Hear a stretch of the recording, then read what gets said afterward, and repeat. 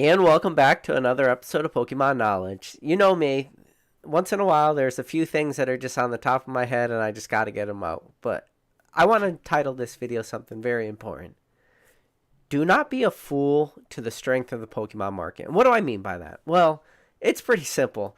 There's a lot of glaringly obvious examples of how strong this hobby is, and these are a lot of the topics I don't talk about very much, but we're going to talk about Japanese pre-release prices today. But first, I want to start off on just talking about things we don't talk about enough. And one of the things we don't talk about enough, and I definitely make this egregious mistake, is I very, very, very often gloss over the playability of Pokemon.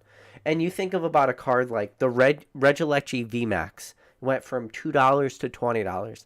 Only reason cards like that do that is because that playability. But more importantly, you have to not just look at, okay, what are the prices of these singles doing?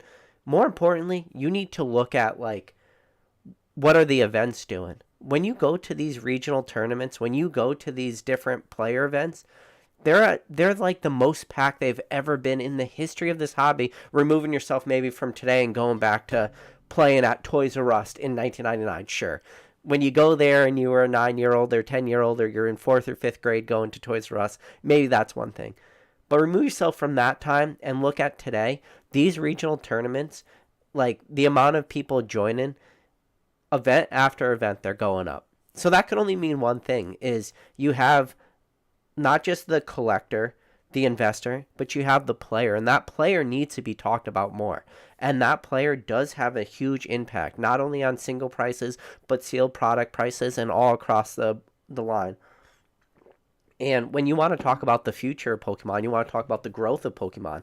To not have this type of growth, to not have this type of player base is terrible for a game. You look at something like MetaZoo. Shout out to Rattle Pokemon in there. I think I saw him in the chat. But Rattle Pokemon, when I was in a private Discord chat with him, he talked about dollar MetaZoo packs. And Diamond packs would not be a good thing for this hobby. But the reason those packs would not be a good thing for this hobby, but the reason those dollar packs are able to exist is because maybe that player base isn't as strong. And yes, shout out to Mr. Basic Trainer out there. Mr. Basic Trainer will tell you there's a huge playability aspect of MetaZoo, and while that might be true, it's not nearly what Pokemon's doing. And like I said, Pokemon, that playability, it's continuing to grow. Now, if anybody is out there, and come the middle of May, there will be the Hartford Regionals. I am going to try to make it to the Hartford Regionals, so if any of you guys are going to be there, I'd like to meet up.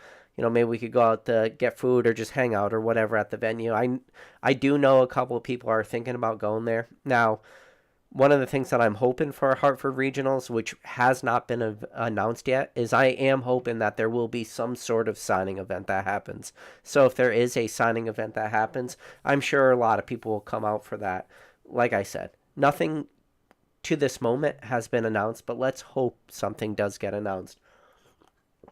But, the next thing you got to talk about is when you say don't be a fool to the strength of the Pokemon market, is one of the good indicators of this Pokemon hobby is, sure, we can talk about the English market, but when you pull yourself out of English market and you start to look at what are these other languages doing? Look at Japanese market right now. What are Japanese sealed product prices doing at pre-release? You have the next set coming out. There's the 2 different booster boxes. Obviously, the Japanese booster boxes always have the 2 different sets, but you have the new Iona card. Is she a baker? I don't know. Maybe she's a baker, but with the Pikachu cake. And those booster boxes are pre-ordering between $250 to $240. And sure, that other booster box for the Japanese set is only pre-ordered for $120, but still. Think about those dollar amounts I just told you. A Japanese pre-release booster box price between $240 to $250.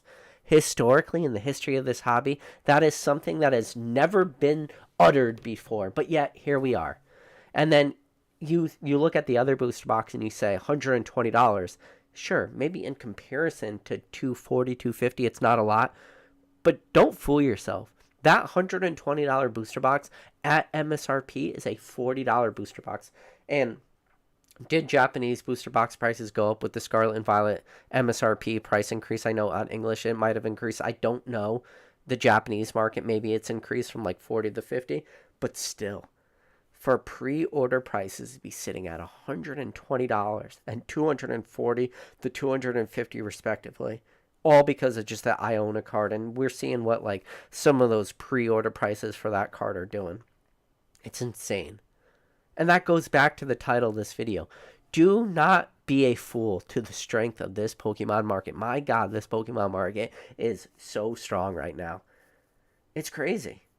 And then, I did make some videos, and I don't know if any of the things I said, I know Twice Baked Jake made a video talking about this, but I talked about Scarlet and Violet, and I talked about how I personally felt some of the singles were maybe undervalued, but one of the cards I talked about, and somebody in the chat wrote the Gardevoir, and I did mention maybe the Gardevoir is a chase in that set, but you look at, go look at all those cards, but even like the Ralts card, that Ralts card has now creeped up to like close to like 20-ish dollars.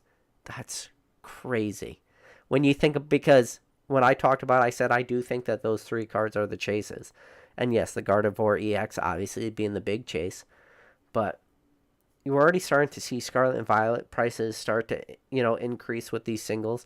And sure, we are just in that current timeline, right? And what is that current timeline? That current timeline is the oversupply. That's where we're at right now. So shout out to Basic Trainer. I do see him in the chat. He just joined the chat. Shout out to Basic Trainer and dollar store or $1 MetaZoo packs. But yeah, man, it's crazy. So and then you think about like the Chinese market, and one of the things we've never really mentioned before, but people will start talking about this, and this will be a thing that's on a lot of people's tongue in the future, is now we got Chinese trophy cards. And yes, Chinese trophy cards, I call them trophy cards, are going to be like 1 out of every 300. And if you know, you know. And I'll just put it that way. If you know, you know. There will be a Chinese trophy card run, 1 out of 300, full art trainer.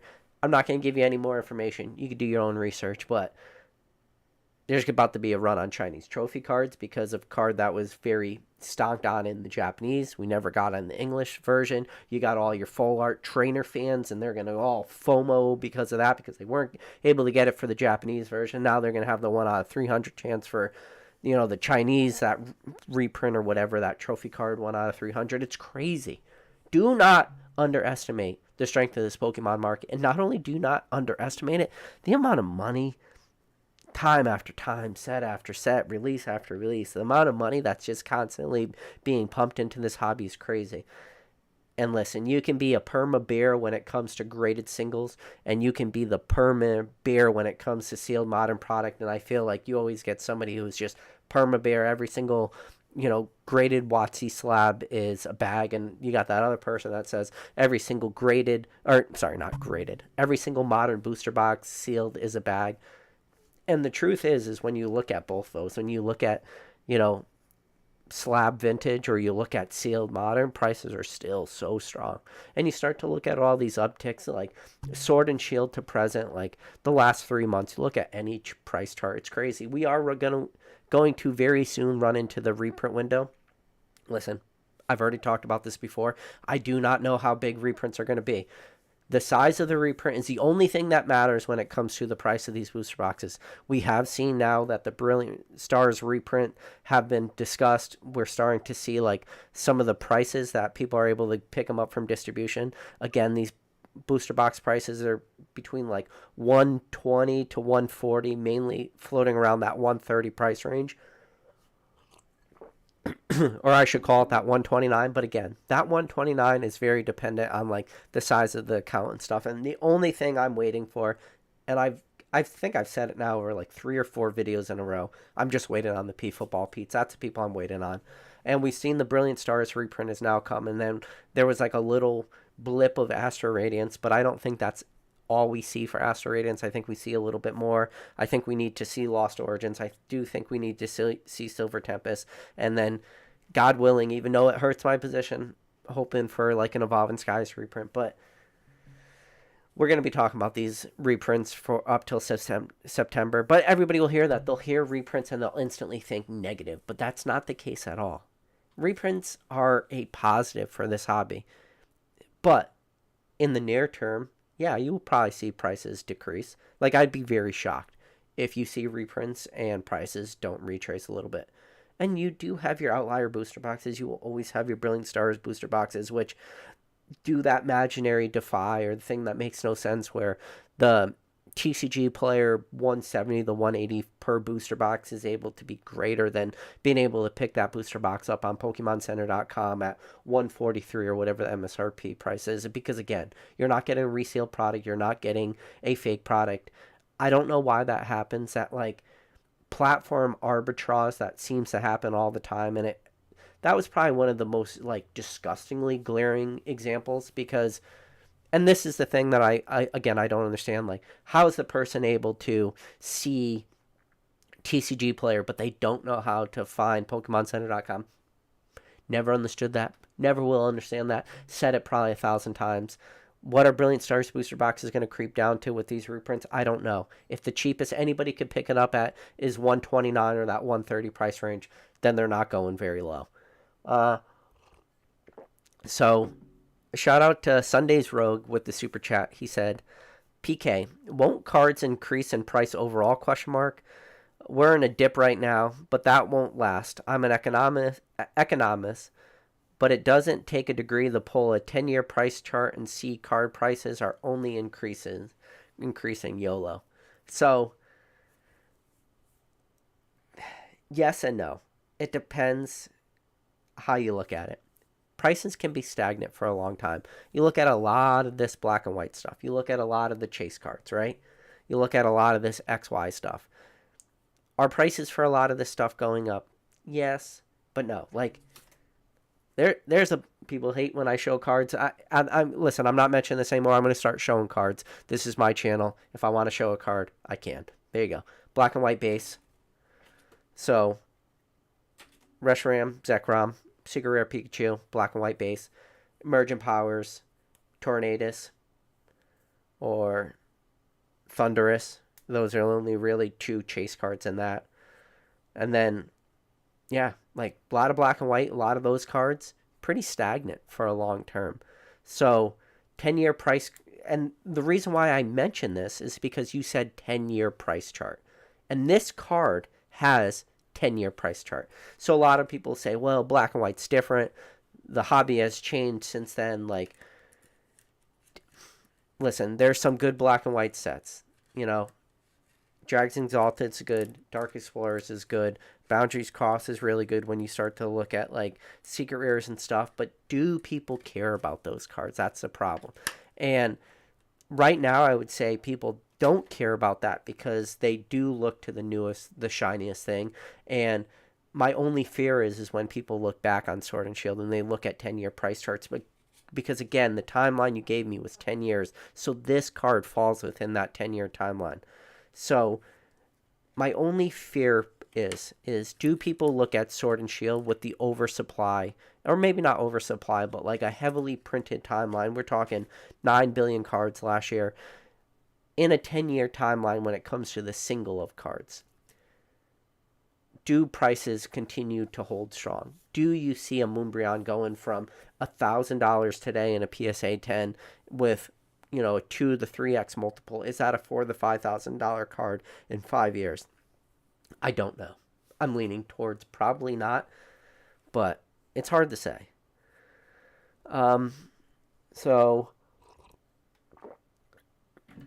Hitmon's Corner KO said, who is complaining about PK showing cards? I got a lot of comments on some of my videos I had to delete where people were saying that, like, it was super cringe that I was showing cards, and it really, like, it bothered me a lot, but I need to just move on and get over it. And Basic Trainer, during our last live, if you guys haven't had a chance to watch that live with Basic Trainer, it was a good chat. But Basic Trainer put it into perspective for me that if you only got 4 or 5 people telling you not to show cards, like, don't let those 4 or 5 people, you know, potentially impact the 1 or 2,000 people that are watching. So listen, I'm going to show cards on my channel. If anybody has a problem with that, I just recommend you clicking on that unsubscribe button, because whatever. And if you think it's cringe, so be it.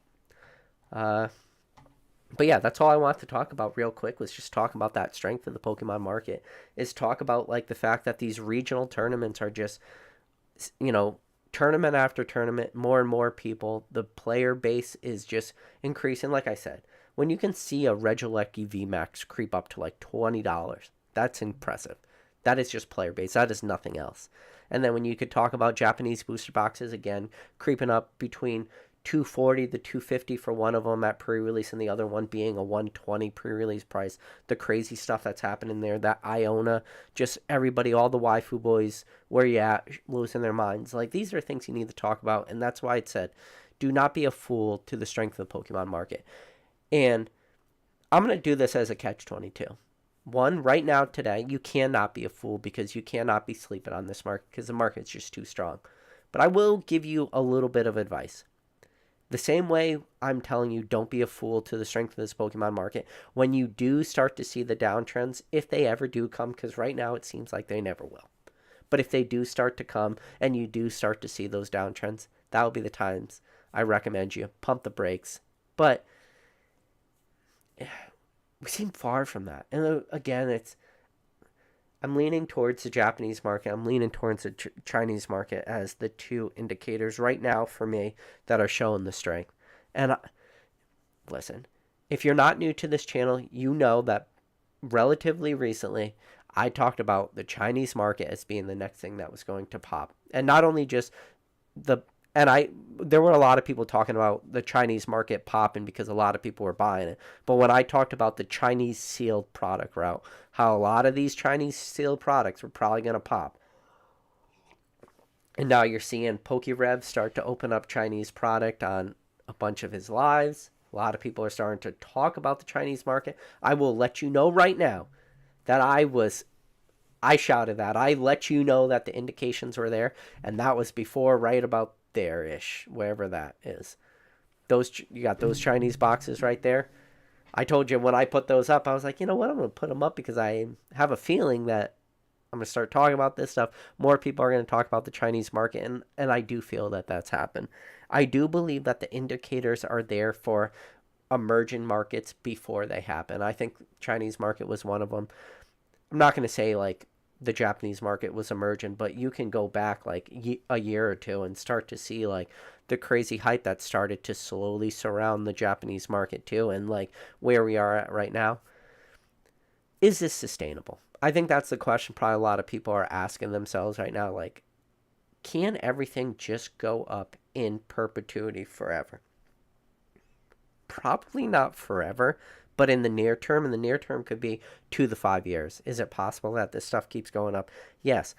And the only reason why I say yes, it's possible, is going to be so heavily dependent on Pokemon. Pokemon at this point, and when I say Pokemon, I'm talking about like Pokemon International.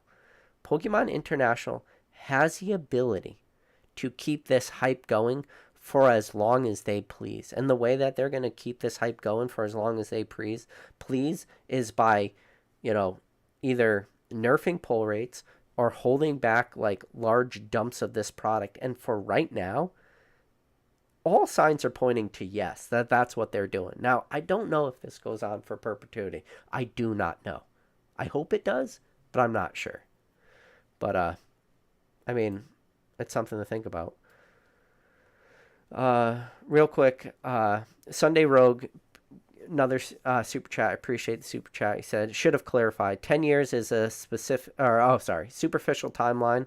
I'm just trying to make point the hobby as a whole is only getting more expensive, and our cards will only be more valuable. All that said, love your channel. Sunday Rogue, I will tell you right now, it's not a secret if anybody is not new to this channel. Dude, I'm with you there. I'm super bullish in this hobby. Look at the cards I'm grading. Look at the products I'm buying. I am at the point in this hobby that I do believe our cards will only get more valuable. If I didn't believe that, I promise you I would not be doing the buys I'm doing.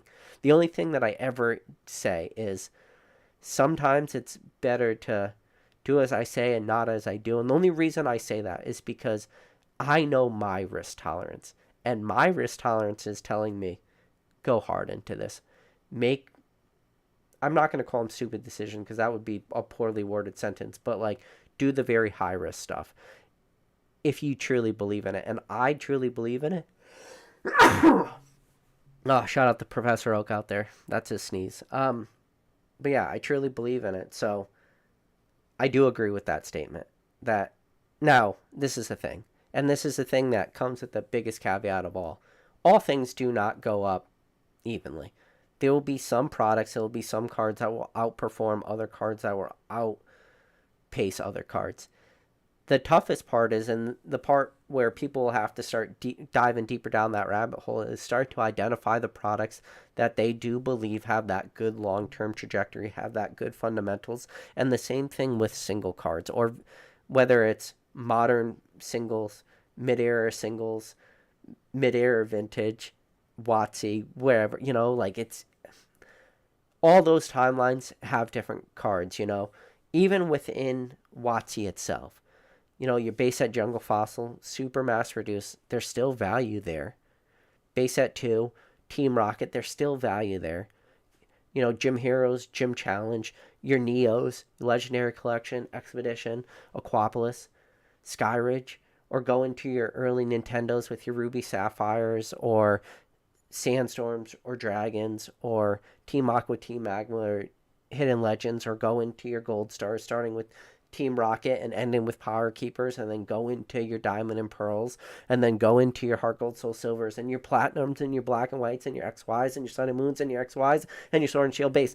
All that stuff, and everything in between. There are cards and sets, and there are so many nuances to all those single sets, and that's where people will have to make their own decisions, their own, choices. But no, Sunday Rogue, I appreciate the super chat, and I appreciate the comment. You are right when you said you're just trying to clarify a point that the hobby as a whole is only getting more expensive and our cards will be more valuable. I do believe you're right, but I just always try to preach that caution. Just in case we are wrong, I don't want other people to get hurt by that, but I do personally believe that. And I just think the run up for this hobby is something crazy right now. But I'm going to scroll up to the top of the chat. See, we got Jacob B22 is the first in. We got Rattle Pokemon. We got number 1 mod in the game, Drew. Appreciate you, Drew. We got Christopher. Sunday Rogue, PokeKid 96. We got Poke Snipes. Pokebondo. Sunday Rogue says, PK, won't the market only grow stronger? The world's population increases every year. The hobby gets popular every year. Price will only increase long term. They may vary, but they'll increase overall. That's the goal, man. That's the hope. Basic Trainer again.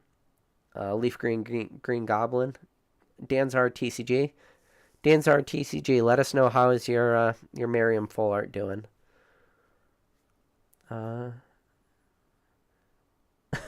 We got Billy and Rubik's in the chat. She's trolling. She says, when PK has lots of corona and sucks at poker. But, Billy, she's a jokester.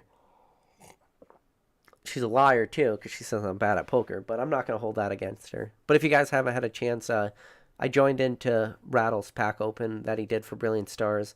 Billy was in there. I decided to jump in. I'll tell you what. Rattle does have the ability to pull some absolute heaters and absolute bangers. The only problem is he could pull all the chases for all the sets that are just not Evolving Skies. And I know Rattle is currently acquiring more packs of Evolving Skies, and I know we are all fingers crossed hoping that Rattle finally pulls that Moonbreon. It's the same thing as, it's funny. And I've said this before. If you truly want a card, hard enough, you will not get it. You look at Rattle with that Moonbreon, he will not pull it. You look at Cool Trainer Ryan with that Celebi V Altar, you will not pull it. It's absolutely crazy. MMK86 says, PK, how dare you show a card? Yeah.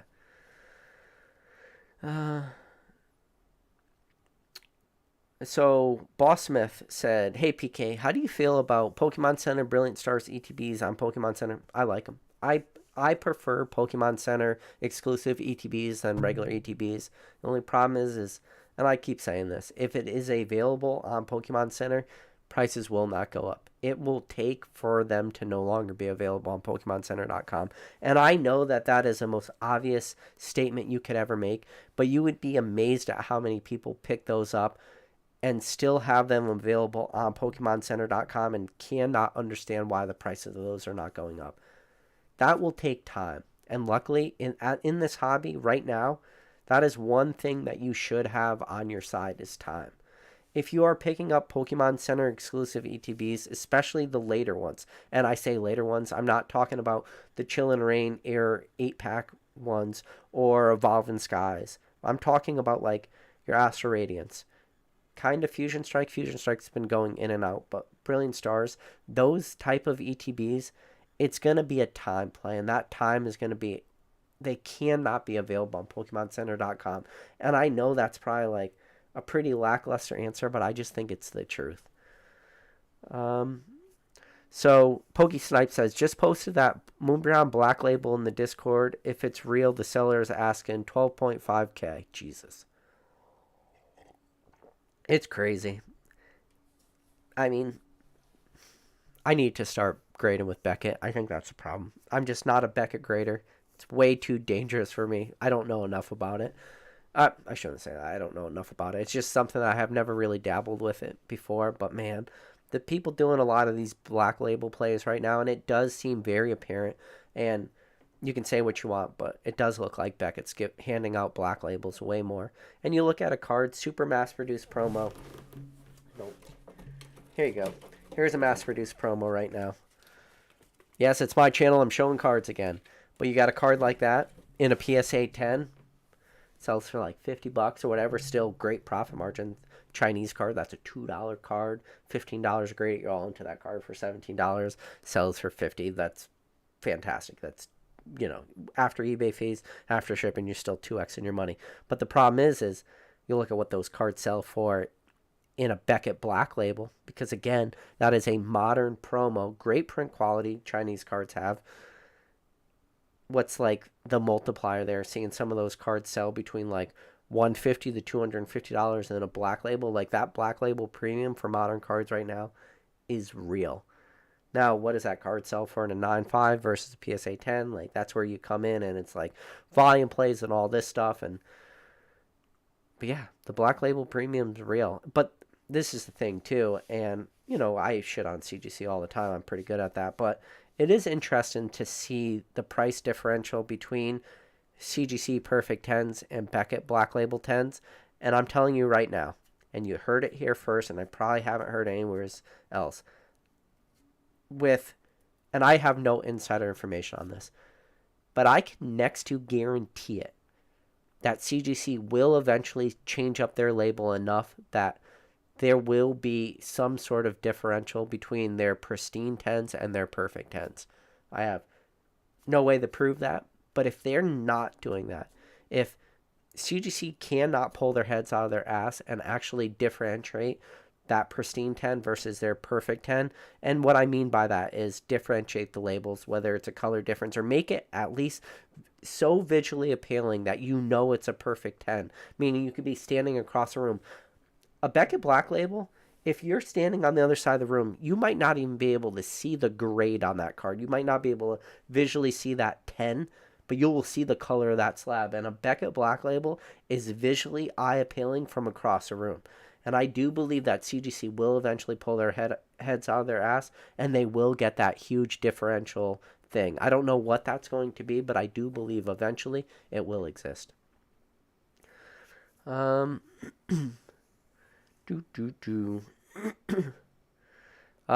B said, sorry, I just scrolled to the bottom. Sometimes the chat does that, but I didn't want to make this super long live tonight. Tommy B says, the Moonbrown in a Black Label 6 weeks ago sold for $12K and had a pop of $50. Most recently, it sold for about $7K and now has a pop of $69. Nice. Which is a 38% increase. Yeah. This is the thing. The Moonbrown, I'm going to really carefully say this, but that's not a rare card. And people are going to say, yes, it is. You got to open up 1,000 packs. It's not a rare card. I'm sorry. Any modern card, especially modern set cards, are not inherently rare. They might be inherently hard to pull on an individual basis, but on the grand scheme of this hobby, the grand scheme of Pokemon, they are not inherently rare. What I mean by inherently rare, meaning you could probably go on eBay right now and type in either Moonbreon or Umbreon, Evolving Skies, whatever number it is. I don't. Usually, I'm good with remembering card numbers. That's probably one I should start to remember. Is it the Moonbreon, like number 238? I don't know off the top of my head, but that's a number I should start to memorize. But you could probably type in Umbreon 238 Evolving Skies, and you will probably see that card. I don't know, 20, 30, 40, 50 listings of that same card. Maybe less, maybe more. But it's not an inherently rare card. But it's just an inherently like sought after card. And that sought after factor, especially in modern Pokemon, especially in this hobby right now today, is such a like strong driving factor. And like that goes back to the title of this video. Do not be a fool to the strength of Pokemon hobby or its Pokemon market, because this market is crazy right now.